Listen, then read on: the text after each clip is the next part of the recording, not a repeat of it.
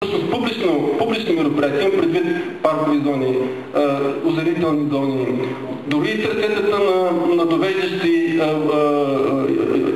схеми, водопроводни, канализации и други, където има възможност да бъдат проектирани върху възможност земи собственост на общината. Това ще спести бъдещите отчуждителни процедури на общината, както и ще освободи собствеността на гражданите от тази вид инфраструктура.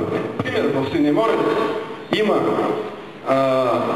естествено загрена местност, Ботамята, която е за подзаставата, която е предвидена за урбанизиране и за застрояване, мисля, че за вилно, ако грешим, нека да бъде поправен. И мисля, че днес трябваше тук да го каже някой от Синеморец, но не го казаха. Какво пречи тази зона, която е естествено залезена с хубава дъбова гора, почти център на селото, да бъде предвидена за паркова зона? И да освободим тая площ. Има, но тя е предвидена за застрояване. Защо? А е общинска собственост. За това става въпрос. Аз не отричам, че има предвидени такива предна, но те са вече създадени и готови. Тоест ние ще дадем да урбанизираме залесена територия, пък ще залесяваме отделно други земи. Това е второто, което дразни хората. И последното, което наистина търсим, е, че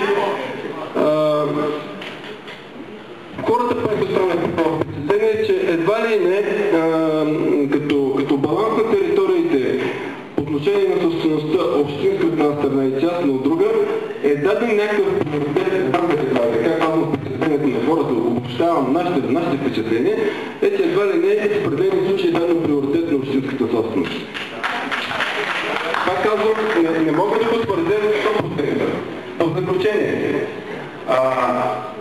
малкият срок, даден за подготовка на това обществено осъждане, не дава възможност на хората подробно да познаят с обилна документация. Аз съм сигурен, че тук 95%, като изключа експертите, не са наясно, че днес ние правим две процедури тук. Аз не мисля, че са две, но може да са три, не съм тесен специалист. Първата процедура е за обществено обсъждане на проекта за изменение на устройствен план, което е обявено и в пресата, и в централния и местния печат. Втора процедура, която не знам защо не е обявена в тези обявления, вижте ги обявленията, е за консултиране, това е точен термин, на екологичния доклад. Доклада, ако знаете, той е 2 тома, обилна документация, огромна документация, само екологичната оценка. С цветни приложения, кога това нещо ще бъде прочетено от нашия брата, кога ще бъде осмислено и кога той ще вземе становище на този форум. Хайде да питаме сега, кога е пристигнал екологичния доклад, няма да дам отговор на този въпрос, кога е пристигнал в община Церово екологичния доклад, кога е входиран? Кога е? Поне по мои справки, това е някъде, може би, началото на декември месец. В началото на декември първата седмица. Така. Аз мисля, че това не е достатъчно време за познаване. Аз лично не успях, така имам претенция, че все пак имам някаква обща култура, да се запознае с целия обем от документация, както на проекта за общи устройствен план, така и на екологичната оценка. Какво следва тук на седне?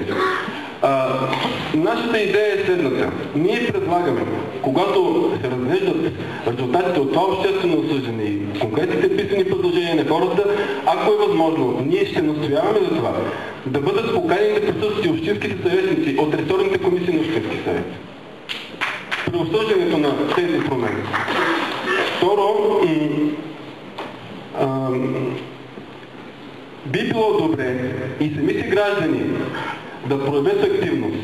Не бива гражданите на Царево и на общината да се сърдят на инвеститорите, които са намерили време, сили и финансови средства и време да проявят активност, да се срещнат с проектантите или пък с администрация или който и да е там и да се помъчат да покарат своя инвеститорски интерес.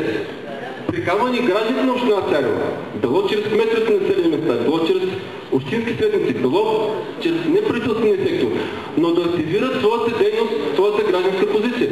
Никой няма, т.е. няма кой да мисли по-добре за вашите интереси от самите вас. От самите вас като собственици.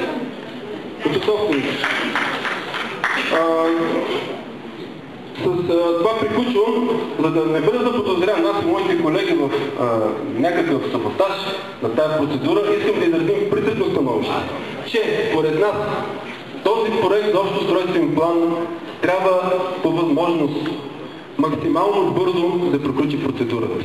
След отчитането обаче на всички тези забележки от хората и баланс на интересите, както на собственици, така и на еколози. Защо? По-добре е да има правила, а този план създава правилата за бъдещето развитие на нашата община. Кои територии с какъв статут ще бъдат.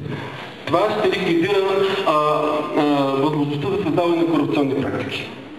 Това ще доведе и до, как да кажа, изпреварване във времето преди одобряването на плана за управление на парк Странджа.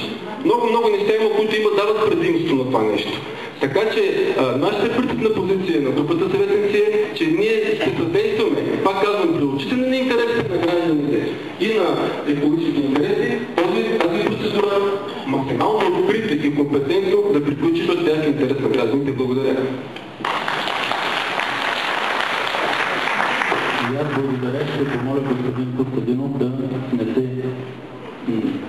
по възможност и писмено изказаните становища. Само искам да кажа, че ръководството на общината, в лицето на председателя на Общинския съвет и кмета на общината ще предполагам, че няма да имат нищо против за отговорене на тези въпроси писмено. Второто, което искам да кажа, не мисля, че само вие защитавате интересите на гражданите. Мисля, че общинската администрация също се опитва да защитава интересите на гражданите. Предполагам, че и колегата архитект Калин Тихов, като автор на този проект, също защитава интереса на гражданите. Благодаря. Аз мисля, че всички сме граждани на Република България.